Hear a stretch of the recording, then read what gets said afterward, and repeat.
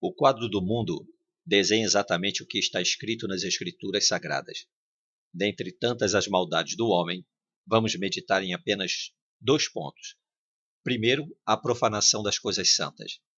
A Igreja, por não suportar a sã doutrina, relativiza o pecado e relativiza aquilo que é santo.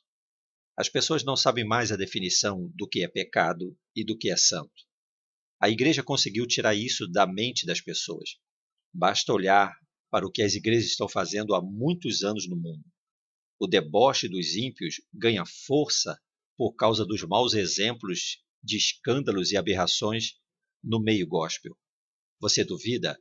Basta você acessar os sites de notícias gospel e veja a enxurrada de escândalos envolvendo pseudos pastores, profetas e etc.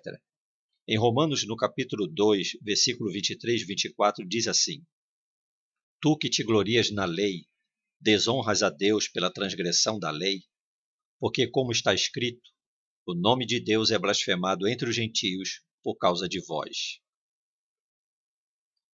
Segundo, a legalização e aprovação de tudo que Deus abomina. Em Isaías, no capítulo 10, versículo 1 e 2, diz assim: Ai dos que decretam leis injustas e dos escrivães que escrevem perversidades, para privarem da justiça os necessitados e arrebatarem o direito aos aflitos do meu povo, para despojarem as viúvas e roubarem os órfãos. Em Provérbios, no capítulo 17, versículo 15, diz: O que justifica o ímpio e o que condena o justo, tanto um como o outro, são abomináveis ao Senhor. Todas essas coisas, meus irmãos, trazem sérias consequências para a humanidade. A igreja que banaliza o pecado, que relativiza o pecado, e para os governantes, para os legisladores deste mundo, que tornam legal aquilo que Deus abomina.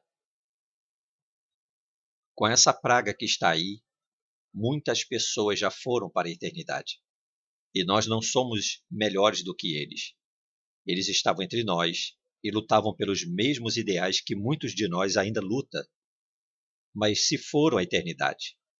E para onde foram? Nós que aqui estamos, continuamos a ignorar essa realidade.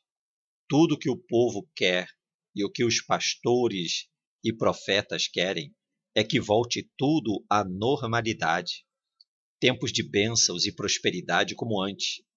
Teve um pastor muito conhecido que disse que Deus lhe revelou que a igreja não seria mais envergonhada e que tempos de bênçãos viriam novamente. Ora, se a igreja estava sendo envergonhada, é por causa de pecado. Basta você ler nas Escrituras e verá que todas as vezes que o povo de Deus foi envergonhado, foi por causa do seu pecado. Em Amós, capítulo 3, versículo 6, diz: Tocar-se-á a trombeta na cidade, e o povo não estremecerá? Sucederá algum mal à cidade, sem que o Senhor o tenha feito? Os pastores e profetas de hoje conclamam o povo para a oração em jejum. Onde estão os Elias de hoje? O que vemos hoje, na verdade, são os profetas do rei Acabe. Ninguém denunciou o pecado do presidente quando ele reverenciou o ídolo lá na Índia. Todos viram a sua reverência diante de um Deus estranho. Vejam nas Escrituras, nos livros de Reis e Crônicas, o que Deus fazia quando um rei cometia tal abominação. O presidente disse que entregou o coração dele a Jesus e até o batizaram nas águas. Seu tema é João 8,32. E conhecereis a verdade, e a verdade vos libertará. Mas relativizaram a verdade. Então façamos como Pilatos em João 18,38. O que é a verdade? O caminho para a salvação é nos voltarmos para a cruz de Cristo, para a verdade das Escrituras Sagradas. É nos humilharmos perante aquele que reina e vive para todo sempre, Jesus Cristo. Em Atos dos Apóstolos, no capítulo 17, versículo 30, diz que Deus manda que todos os homens se arrependam. Só Jesus poderá nos livrar da ira futura. Sim, irmãos, a humanidade caminha a passos largos para essa grande e terrível realidade. Você sabia que existe a ira futura? Leia Mateus capítulo 3, versículo 7 e 1 Tessalonicenses capítulo 1, versículo 10. E só Jesus Cristo poderá nos livrar dela. O mundo caminha para o pior, para o acerto de contas com Deus. Onde essa geração passará a eternidade se ela não se arrepender de seus pecados? A ordem de Deus é: arrependam-se. Em 2 Crônicas, capítulo 7, versículo 14, diz assim: se o meu povo que se chama pelo meu nome se humilhar e orar e buscar a minha face, e se converter dos seus maus caminhos, então eu o ouvirei dos céus, e perdoarei os seus pecados, e sararei a sua terra. Arrependam-se de seus pecados, reconheçam as maldades de seus atos, pastores, profetas, governos, povos, arrependam-se de seus pecados, porque o dia da ira do Todo-Poderoso se aproxima, e só escapará aquele que tiver lavado as suas vestes no sangue precioso do Senhor Jesus. Sim, é Ele o único que poderá nos livrar da ira futura. Em Apocalipse capítulo 20, versículo 11 e 12, nos mostra um grande trono branco, de cuja presença fugiu o céu e a terra, e todos, pequenos e grandes, serão julgados pelo Senhor. Que esta mensagem possa falar profundamente ao seu coração. O mundo está em grande reboliço. Os pastores querem que tudo volte à normalidade.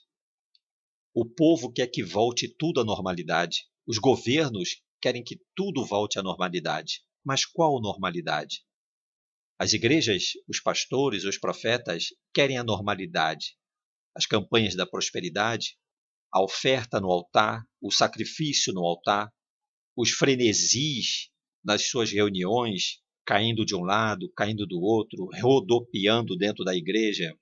Pastores arrogantes, profetas arrogantes, dizendo: eu sou profeta de Deus para essa nação, para as igrejas, para esses pastores e profetas. Qual normalidade que vocês querem que volte? Os shows gospel, as baladas gospel, as festas jesuínas, o carnaval gospel, é essa a normalidade que vocês querem que volte?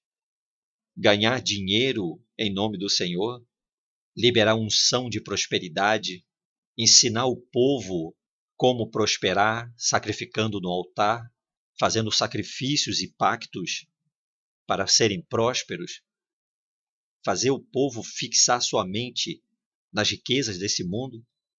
É isso voltar à normalidade? Pseudos profetas, caricaturas com estilos próprios, personagens, atores de púlpitos. É essa a normalidade que vocês querem que volte? Os governantes querem que volte à normalidade de continuar negando o direito do necessitado? Que normalidade o povo quer que volte? O carnaval, as orgias, os bailes, os deboches. Os governantes fazem leis que afrontam a Deus, continuam com a sua cartilha em defesa de tudo aquilo que Deus abomina. É essa a normalidade que vocês querem que volte?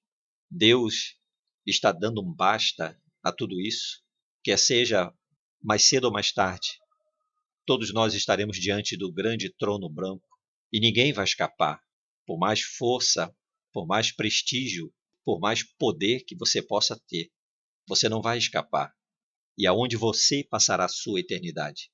A Bíblia Sagrada nos diz que Jesus Cristo é o único quem pode perdoar pecados, pode libertar o homem da sua iniquidade e transformá-lo num ser aceitável para Deus.